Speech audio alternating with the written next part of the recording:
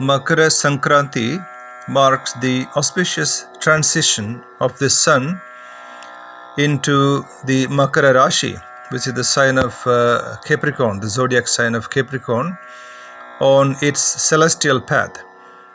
In Sanskrit language, Sankranti means the movement from one place to another place, reflecting change, movement, modifications in a cosmic way. So the movement of the sun from one zodiac sign to another is called Sankranti, and in a year there are 12 such Sankrantis moving from one zodiac to another. Makara is the sign of Capricorn. It represents a deeply spiritual phase of manifesting one's dharmic and karmic transition. Surya Bhagavan, sun, represents the divine light, drawing us into the realms of wisdom and divine grace. The auspiciousness of this day has been signified in the ancient epic, the Mahabharata.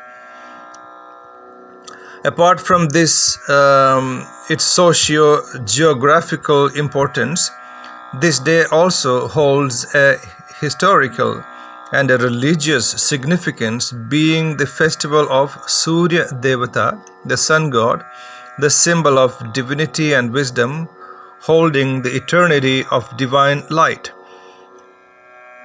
This is an auspicious time for prayer, samashti prarthana, sankalpa, sacred offerings, charity, dhanam, donations for the less fortunate, manifesting, creating a strong sankalpa for the light and wisdom, and to embrace everyone, nourishing, helping, guiding, supporting. That's the positive energy of the event here. This is a powerful time to revere our ancestors, also to offer our prayers to our Pitrus, ancestors. Bathing and rituals in the sacred rivers like Ganga, Jamuna, Narmada, Sindhu, Kaveri, Saraswati, etc. And this particular day of Makara Sankranti is said to be purifying our spirit, our soul, our karma. Makara Sankranti symbolizes truth, wisdom, jnana, and virtue, punya karma. In India, on Makara Sankranti, everyone worships the sun with prayers and offerings. In the Puranas, the sacred Hindu texts on Makara Sankranti, Surya, sun, visits the house of his son Saturn, Shani, who is the lord of the Makara Rashi zodiac Capricorn. Though the father and son did not get along well, Surya made it a point to meet his son on this day. He in fact comes to his son's house for a month. This day thus symbolizes the importance of the special relationship between father and son, the important planets of Sun and Saturn. Sun represents the supreme light and wisdom, and Saturn or Shani Devata is the great lord of karma, moving through time. Makara Sankranti promises a period of enlightenment, peace, prosperity, truth, and happiness, followed by a period of darkness and ignorance. The 6 months of northern movement of the sun is followed by a 6 months of southern movement, Uttarayana and Dakshinayana.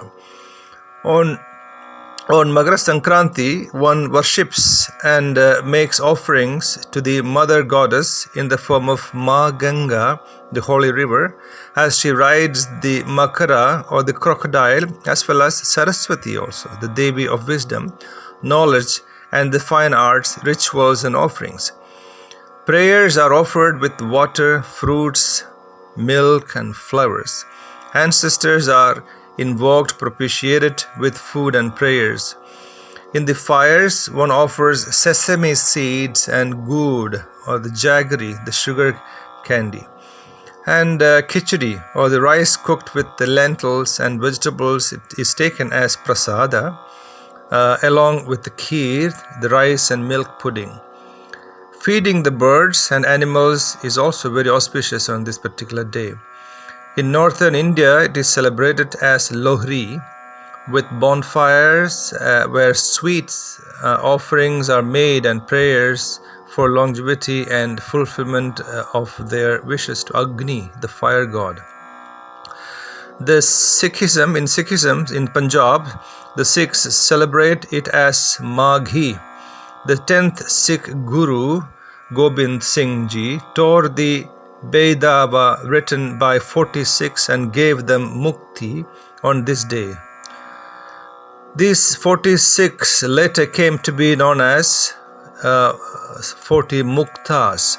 In Uttarakhand, in the Himalayas, on Makara Sankranti, people give khichdi, a mixture of pulse and rice, in charity to people, and takes ceremonial dips, holy bath in the river Ganga, participate in the Uttarayani fairs, and celebrate the festival of Gugutia or Kale Kawa.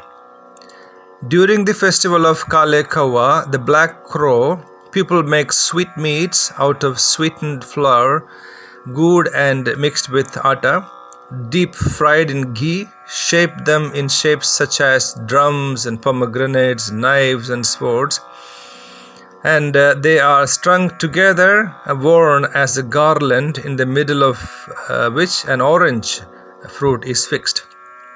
Early in the morning, children wear these garlands and sing Kale Kawa to attract the crows and other birds, and offer them portions of these necklace as a token of welcome for the migratory birds who are now coming back after their winter sojourn in the plains. And in Gujarat, people offer their colorful oblations to the sun in the form of beautiful kites as a metaphor for invoking the light of the sun. And in Maharashtra, it is a festival of Gudi Padwa. In Tamil Nadu, the festival called Pongal. In Gujarat and Rajasthan, it is known as Uttarayana. In Assam, it is known as Bhogali Bihu. And in Kashmir, as Shishur Sinkrat. So, all over India, we celebrate this cosmic event called Makara Sankranti in a different way, but unifying by worshipping the solar deity, sun god. So may this Makara Sankranti celebration draw us to our higher aspirations, praying for world peace and harmony. In the Bhagavad Gita, chapter number 10, verse number 21, Krishna tells Adityanam Aham Vishnu Jyotisham Ravi Amshuman. And in the chapter number 15, Gita, verse number 12, Krishna tells Yada Dityagatam Tejaha Jagad Bhasayate Khilam. So ultimately, all the glorious Vibhuti, the manifestation that we see in the form of sun, moon and stars, are nothing but the expression of Ishvara's glory, the Vibhuti of Bhagavan. Om Shanti Shanti Shanti Om